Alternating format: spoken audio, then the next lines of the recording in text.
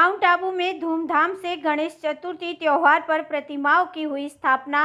Reporter Salman Khan. Mount Abu Shri Ganesh महोत्सव समिति आयोजक शिवसेना के तत्वाधान में माउंट आबू में गणेश चतुर्थी का त्योहार धूमधाम से मनाया गया। यह गणेश उत्सव शहर का 35वां गणेश उत्सव है।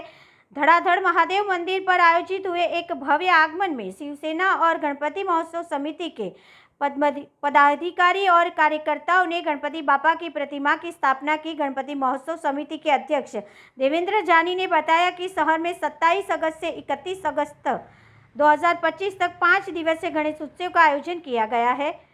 इस दौरान शहर के विभिन्न स्थानों पर गणपति जी की प्रतिमा की स्थापना की जाएगी। यह त्योहार शहर के सबसे बड़ा धार्मिक पर्व है, जिसका समापन 31 अगस्त 2025 को होगा। समापन के दिन सभी पंडालों के रथ धड़ाधड़ महादेव मंदिर पर एकत्रित होंगे, जहां से एक विशाल शोभा यात्रा निकाली जाएगी। शोभा यात्रा के बाद प्रतिमाओं का विसर्जन कमला नेहरू पार्क में किया जाएगा। गणेश उत्सव के दौरान शहर में विभिन्न स्थानों पर सांस्कृतिक कार्यक्रमों का आयोजन किया जाएगा, जिसमें भजन कीर्तन और नृत्य शामिल है।